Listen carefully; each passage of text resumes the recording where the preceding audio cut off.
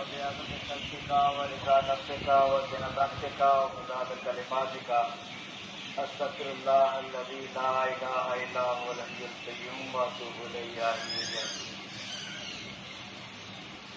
آج 27 اگست ہے۔ آج کے دن 27 اگست 1947 کو ہمارے پیر طریقت حضرت ابو حنیف قصر العزیز نے اپنے آبائی وطن برمی ضلع لدھیانہ سے پاکستان کی طرف اللہ کی راہ میں پہلی ہجرت کی ماشاءاللہ۔ سرزمین پاک اور طالبان طریقت کے لیے خیر و برکت ہی خیر و برکت الحمدللہ۔ آج کے دن کی مناسبت سے سرکار کے مقالات حکمت سماعت فرمائیے۔ ان مقالات حکمت کی ترتیب و تنظیم ہمارے پیر و مرشد حضرت ابو حنیف قصر العزیز کی محبوب ترین سعیدہ و سائدہ مجد النساء صاحبزادی انیس اختر صلی اللہ علیہ وسلم نے فرمائی، جن کے متعلق سرکار نے فرمایا، میری یہ بیٹی اس مقام النجات الصحاف المقبول المصطفین المعصوم دارالحسان کے جملہ دفاتر کی دل و جان سے خیرخواہ، وفادار، 100% معتمد احمدہ اور اس ادارہ کی آبرو ہے ماشاءاللہ، اور اس کا یہ مرتبہ قیامت تک کے لیے ہے۔ میری یہ محبوب ترین بیٹی دنیا اسلام کی مایا ناز صاحبزادی ہے۔ اگر کسی نے اس لڑکی کی ذرا بھی بے ادبی کی، میری طریقت میں اس کا کوئی مقام نہیں۔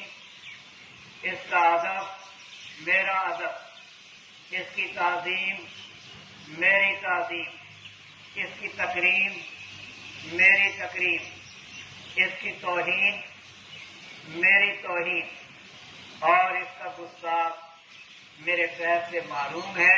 واللہ باللہ صلی، اور یہ ختم الکلام۔ بسم اللہ الرحمن الرحیم۔ یوم ہجرت پاکستان، امن و سلامتی سے زندگی گزارنے والا بندہ کبھی ہجرت نہیں کرتا۔ جو بندہ زندگی سے تنگ آ جاتا ہے، ہجرت کرنے پر مجبور ہو جاتا ہے۔ ہجرت میں 5 چیزیں بدل جاتی ہیں: وطن، پڑوس، زبان، کسب، رشتہ دار۔ اللہ تعالیٰ نے ہجرت کرنے والوں کی شان میں یہ فرمایا، اور جو شخص اللہ کی راہ میں اپنا گھر بار چھوڑ جائے وہ زمین میں بہت سی جگہ اور گشائش پائے گا، اور جو شخص اللہ اور اس کے رسول صلی اللہ علیہ وسلم کی طرف ہجرت کر کے گھر سے نکل جائے، پھر اسے موت آ جائے، تو اس کا ثواب اللہ کے ذمے ہو چکا۔ اللہ بہت بخشنے والا مہربان ہے۔ سورہ النساء آیت 100۔ اور جن لوگوں نے ظلم سہنے کے بعد اللہ کے لیے وطن چھوڑا، ہم انہیں دنیا میں اچھا ٹھکانہ دیں گے، اور آخرت کا اجر تو بہت بڑا ہے۔ سورہ النحل آیت 40۔ ہجرت کی بے شمار برکات ہوتی ہیں۔ جو اللہ کے لیے اللہ کی راہ میں ہجرت کرنے پہ مجبور ہوتا ہے، اللہ اسے بخش دیتے ہیں۔ جو عقدے کبھی حل نہیں ہوتے، حل فرما دیتے ہیں۔ ہجرت حضور اقدس صلی اللہ علیہ وسلم کی سنت ہے۔ ہجرت مہاجر کو گناہوں سے پاک کر دیتی ہے۔ ہجرت شہادت کا اولین قدم ہے۔ تم کیا جانتے ہو ہجرت کیا ہوتی ہے؟ ہجرت جان کے سوا ہر شے کی قربانی ہوتی ہے۔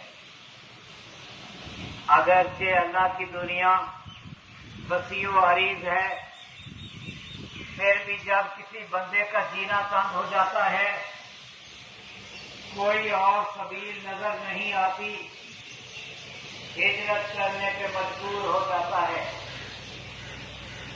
اور یہ بندے بیچارے کی زندگی میں انتہائی پریشانی کا عالم ہوتا ہے۔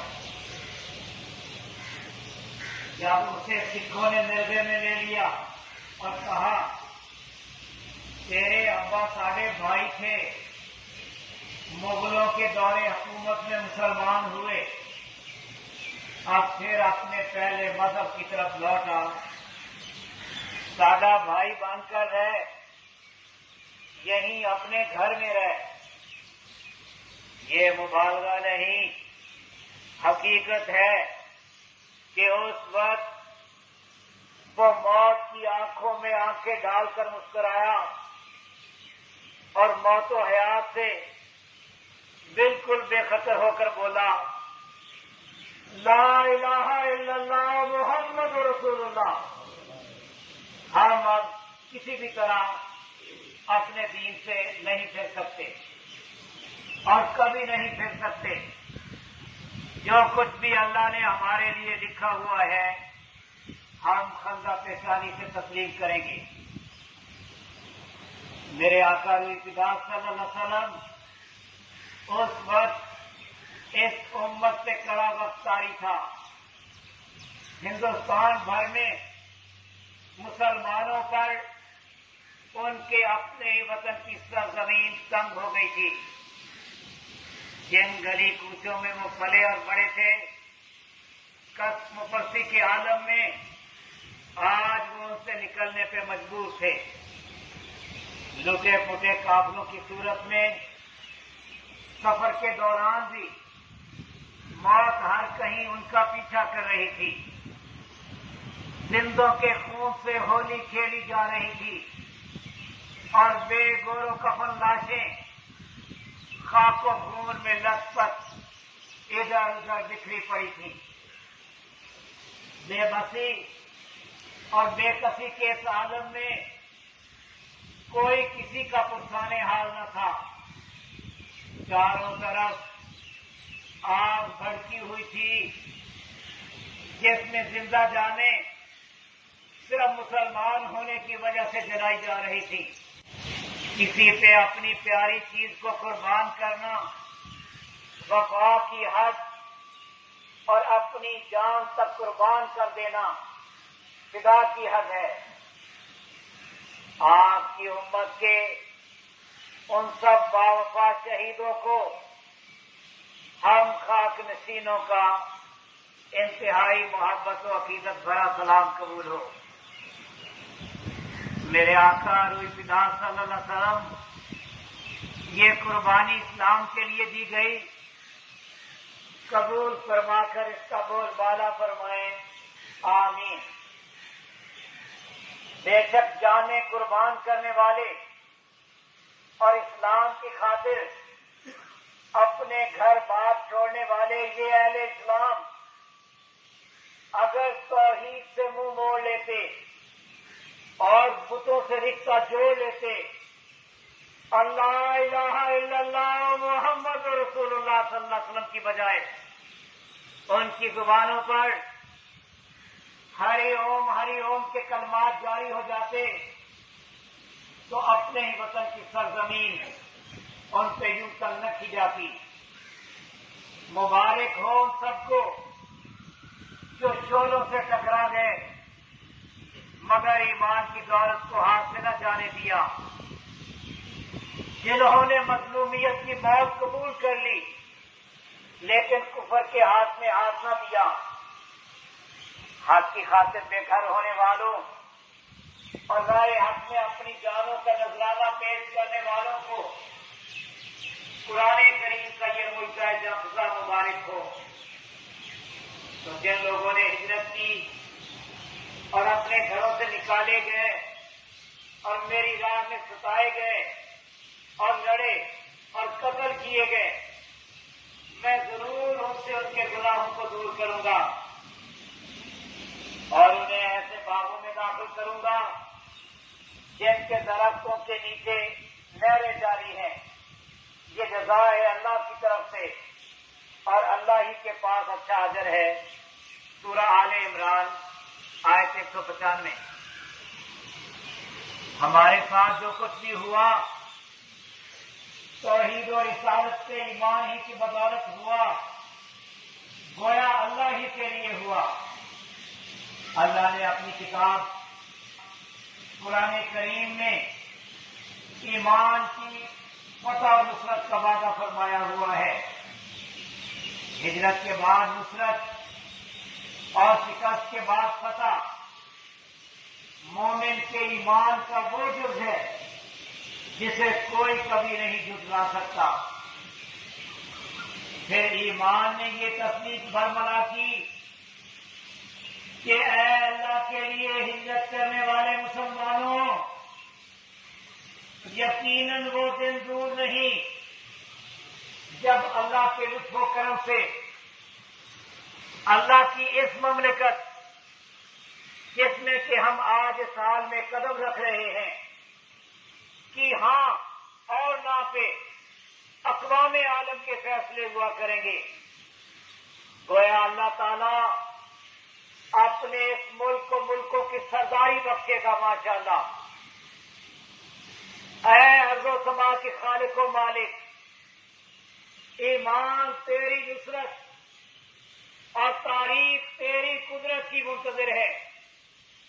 ہمیں ہماری کھوئی ہوئی تمکنت عنایت فرما. آمین. یا اللہ، تو اپنی مجدیت، الوہیت، سمدیت اور ربوبیت کے صدقے اپنی اس مملکت پاکستان کی تقدیر کو بلند فرما. آمین. جس طرح تو نے اپنے حبیب اقدس صلی اللہ علیہ وسلم کو تمام نبیوں کی سرداری بخشی اور پھر ان کی امت کو ساری امتوں میں سے چن کر خیرہ امہ کے لقب سے سرفراز فرمایا، اسی طرح تو نے مملکت پاکستان کو اپنے سارے ملکوں میں سے چن کر اپنے لیے منتخب فرمایا. یا اللہ، مملکت پاکستان تیرے فضل و کرم کی محتاج اور تیری نصرت و حمایت کی امیدوار ہے. تو اپنی رحمت اپنے اس ملک پاکستان اور ہم گنہگاروں کے وطن عزیز سے لٹا دے. آمین. یا حی یا قیوم. اسلام کی کھوئی عظمت اور چھنا ہوا وقار پھر سے عنایت فرما. آمین. یا حی یا قیوم. یا اللہ، اپنے حبیب اقدس صلی اللہ علیہ وسلم کی ہمیشہ قائم و دائم رہنے والی نبوت اور رسالت کے صدقے ہم سے درگزر فرما اور ہمیں ہمارا کھویا ہوا مقام بخش. آمین. یا حی یا قیوم. الحمد للہ القیوم. واللہ خیر الرازقین. واللہ ذو الفضل العظیم. بسم اللہ الرحمن الرحیم. اللہم صل علی سیدنا محمد وعلى آلہ استغفر اللہ الذی لا الہ الا هو اللہم انی اسألک العفو والعافیۃ فی الدین والآخرۃ. اللہم اصلح بین قلوبنا واصلح بیننا واهدنا سبل السلام ونجنا من الظلمات الى النور وجنبنا الفواحش ما ظهر منها وما بطن. بارك لنا بأسمائنا وأبصارنا وقلوبنا وأزواجنا وذرياتنا وقرة أعين یا دنیا مسلمان کو ایک مرکز سے منظور فرما. اس مرکز کا اطلاعی نام یا ہماری دنیا کے مسلمان کے ملک سے معصوم ہو کر اس دنیا کے حاصل اور یہ حاصل سرمدی و خدا کار ہے. یا پاکستان کو اقوام عالم کے خارج فرما. اجتماع اور نام اقوام عالم کے شہر میں ہو جائے. یا قیوم کرنے والا کی ایمان کی بہار سے لوٹا دے. اسلام کے چمن میں سے باہر آ جائے. یا اسلام کا بچہ پوری آپ کے ساتھ پوری دنیا پہ لایا یا ہمیں ایمان پر آپ کردار بھی نائب فرما جن قوموں کو کردار بچہ ان کو ایمان بھی نائب فرما فکر و کر کو سمجھ سے وہ کیا کرے صبر و رضا یا الہی